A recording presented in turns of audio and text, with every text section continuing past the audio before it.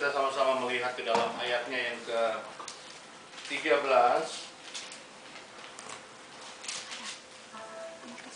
sampai dengan ayat yang ke-15. Saya akan bacakan Yesaya 14 mulai ayat 13 sampai dengan ayat 15. Demikian bunyi firman Tuhan. Engkau yang tadinya berkata dalam hatimu, aku hendak naik ke langit, aku hendak mendirikan takhtaku mengatasi bintang-bintang Allah, dan aku hendak duduk di atas bukit pertemuan jauh di sebelah utara.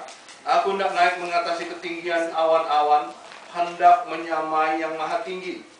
Sebaliknya ke dalam dunia orang mati engkau diturunkan ke tempat yang paling dalam, di dalam liang kubur.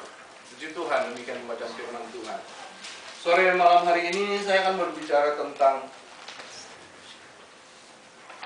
apa yang dikatakan Alkitab tentang setan.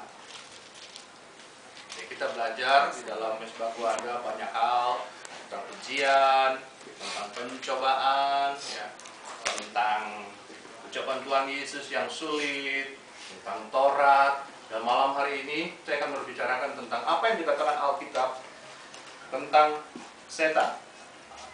Saudara-saudara yang kekasih dalam Tuhan, ayat yang baru saja kita baca itu berbicara tentang Raja Babel, berbicara tentang satu raja, tetapi ini menjadi satu gambaran tentang setan. Di mana setan ini adalah salah satu malaikat diciptakan oleh Allah.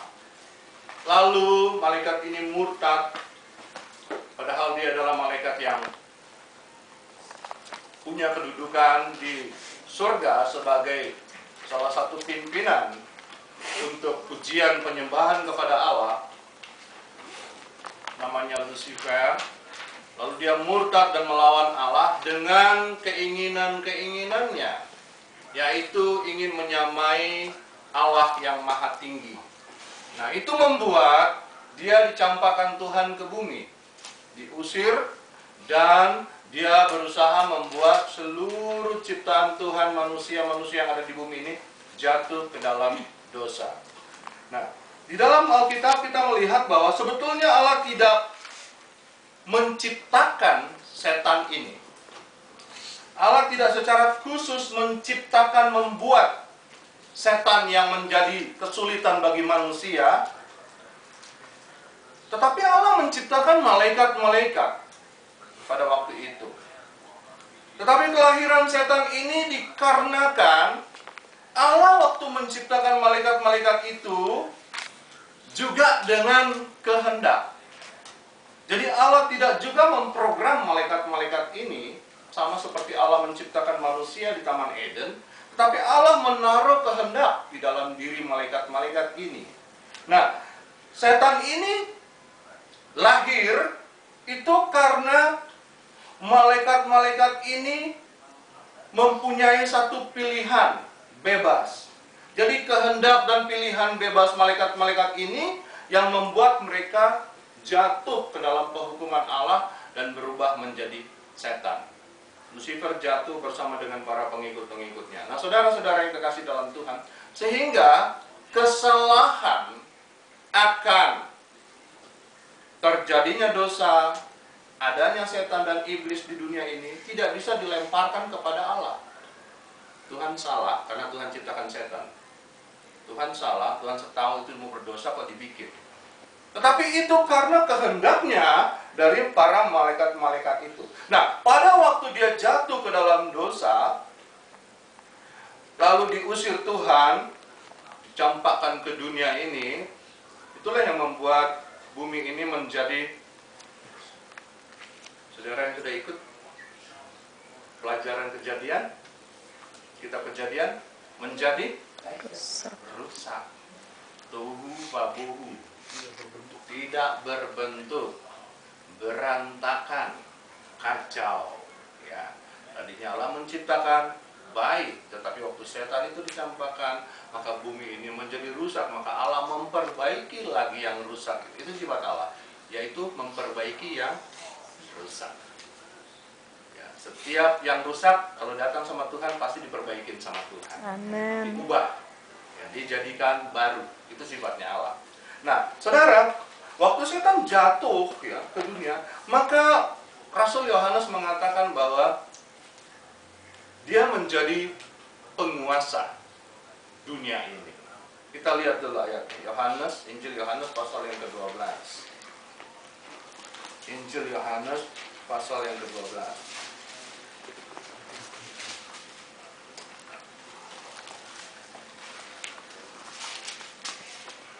Ayat 31.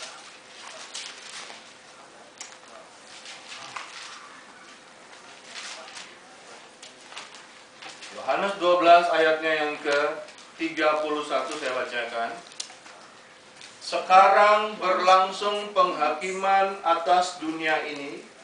Sekarang juga penguasa dunia ini akan dilemparkan keluar.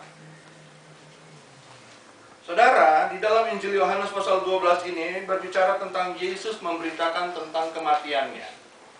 Yesus mati di kayu salib, dan pada hari yang ketiga dia bangkit, dan dia naik ke surga, kemudian naik ke surga.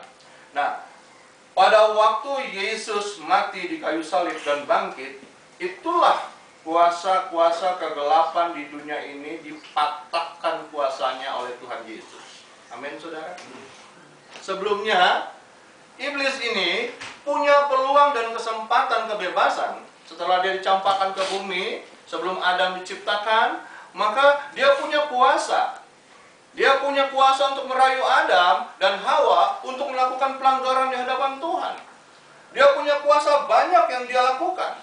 Kita akan lihat sebentar bagaimana dia mempengaruhi manusia pada masa itu. Dia punya kuasa untuk mempengaruhi Kain yang sehingga membunuh Habel.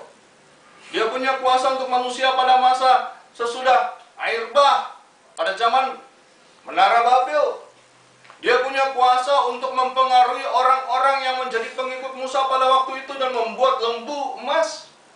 Dia punya kuasa atas orang-orang yang tinggal di Sodom, Gomora, Adma, dan Seboim.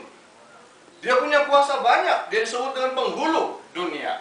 Tetapi kuasanya itu patah setelah Yesus mati di salib dan bangkit dari kematian.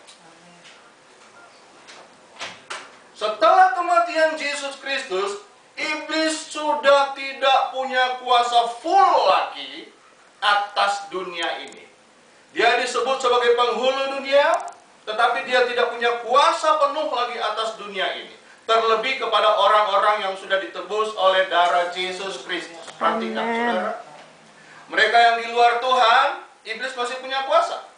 Tetapi mereka yang di dalam Yesus Kristus, karena kematian Yesus dan Yesus bangkit dari kematian, Alkitab mengatakan sekarang sudah dilemparkan keluar. Penguasa dunia ini tidak lagi punya kuasa. Oleh sebab itu setiap orang percaya yang tinggal di dalam Yesus Kristus dan percaya Yesus Kristus sebagai juru selamat kita, maka kita terprotek, terlindung oleh darah Yesus Kristus.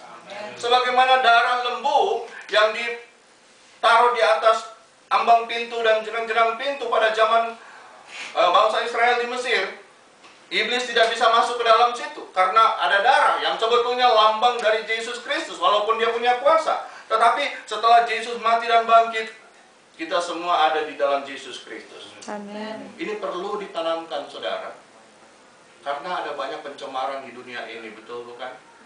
Kita nggak salah, kita jalan di toko, kita lihat ada film, ada televisi, ada horor-horor masuk, terintimidasi.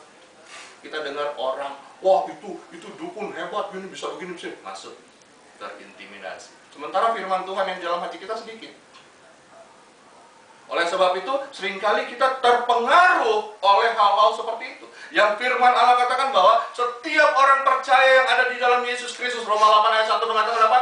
Tidak ada penghukuman. Tidak ada